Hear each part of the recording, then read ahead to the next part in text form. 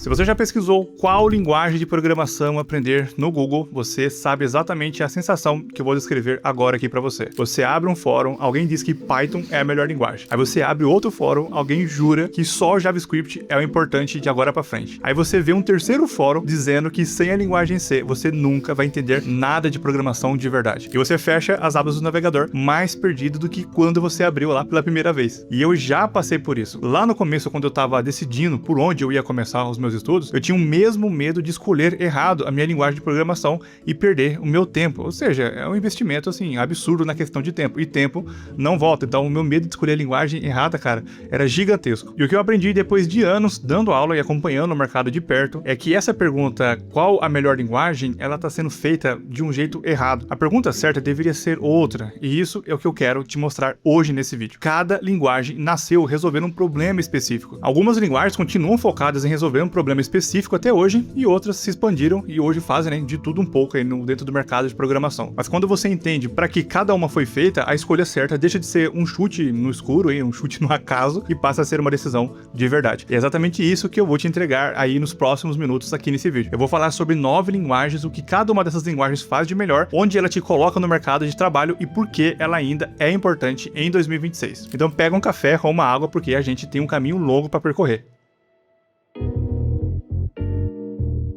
Adivinha só qual foi a linguagem que, mesmo depois de mais de 10 anos no topo, continua sendo a mais usada no planeta inteiro, segundo o índice da TIOB e a pesquisa da Stack Overflow? É o JavaScript. O motivo disso é até que simples de entender. O JavaScript nasceu dentro do navegador para fazer com que páginas web reagissem com o que o usuário fazia. E isso ele continua fazendo até hoje e faz muito bem. Mas ele deixou de fazer isso há um bom tempo. Com o Node.js, ele saiu do front-end e invadiu o back-end. Isso significa que hoje você pode construir um site inteiro, da tela que o usuário vê até o servidor que processa esses dados, usando praticamente a mesma linguagem do início ao fim. Isso é extremamente raro porque a maioria das linguagens te obriga a aprender uma coisa para o front e a outra para o back-end. O JavaScript te deixa fazer as duas partes com a mesma base, e é por isso que ele domina tanto o mercado de vagas quanto a comunidade de quem está começando agora.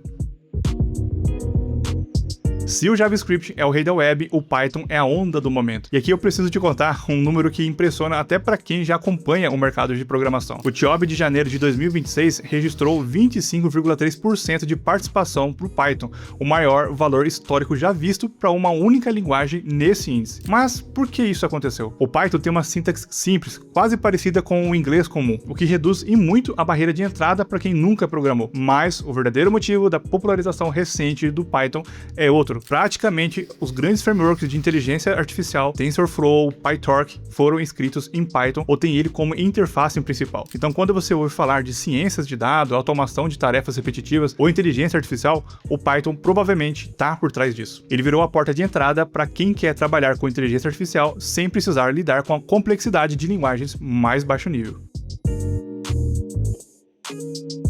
Agora eu vou falar de uma linguagem que tem fama de ser difícil, mas que faz parte de uma fatia gigantesca do mercado corporativo mundial. Aqui eu falo com propriedade porque é literalmente onde eu construí a minha carreira e onde eu ensino todo mundo que passa pelo meu treinamento. O Java é a base de dois mundos completamente diferentes. De um lado, ele é a base histórica do desenvolvimento Android. Então se você tem um app no seu celular, boa parte da lógica dele provavelmente foi construída ou começou em Java. Do outro lado, ele é um motor de sistemas empresariais gigantescos, bancos, seguradoras, governos, empresas que não podem se dar ao luxo de ter um sistema instável. Essa combinação é o que torna o Java tão importante para o mercado de trabalho. Não é a linguagem mais na moda, mas é a linguagem que continua contratando e contratando bem, porque empresas grandes não trocam de tecnologia da noite para o dia. Uma vez que o sistema roda em Java, ele tende a continuar rodando em Java por décadas e alguém precisa manter isso funcionando. Olha aí a grande oportunidade para você que está assistindo esse vídeo aqui.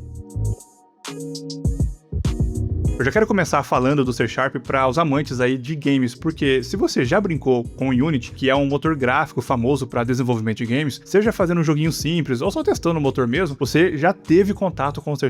Ela é a linguagem oficial desse motor de jogos, e não é qualquer motor, é o mais usado por estúdios independentes no mundo inteiro. Mas a gente reduzir o C# a jogos seria um erro tremendo, porque ela também é a base do ecossistema da Microsoft inteiro. A gente está falando de .NET, ASP.NET, Azure, e aqui vai um detalhe que a maioria dos guias por aí não te conta. A TIOB elegeu o C# como a linguagem de programação do ano de 2025, justamente por ter registrado o maior crescimento ano a ano entre todas as linguagens do ranking. Ou seja, o C# não é só uma linguagem estável e madura, ela está crescendo absurdamente agora, puxada aí pela força do .NET moderno e pela adoção crescente em desenvolvimento multiplataforma.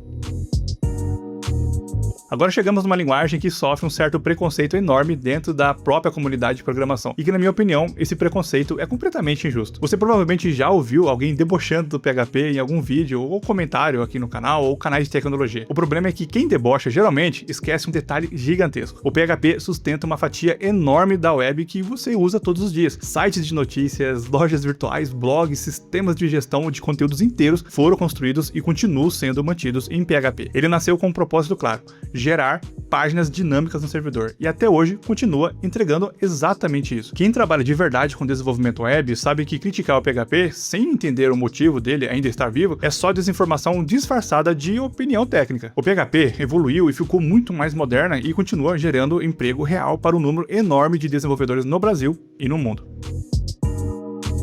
Aqui a gente entra numa das histórias mais interessantes desse vídeo. O TypeScript não é uma linguagem criada do zero. Ela é uma evolução direta do JavaScript. O problema que o TypeScript resolve é bem específico. Quando um projeto em JavaScript cresce, e cresce mesmo, com vários times trabalhando ao mesmo tempo, começam a aparecer erros bobos que só surgem em produção, porque o JavaScript não te obriga a declarar o tipo de cada variável. O TypeScript entra exatamente aí. Ele vem trazendo tipagem estática, o que significa que o próprio código te avisa antes de rodar se você está tentando somar um texto com um número. Por exemplo, né? Só estou ilustrando para você aqui, para você poder, para quem entende um pouquinho de programação, vai conseguir captar isso daqui. E o crescimento dele tem sido tão forte que o GitHub Octoverse registrou o que é descrito como a maior ascensão histórica do TypeScript dentro da plataforma. E isso não é coincidência. Empresas que antes só usavam JavaScript puro estão migrando projetos grandes para TypeScript, porque a segurança que a tipagem estática traz compensa o esforço extra de escrever um pouco mais de código.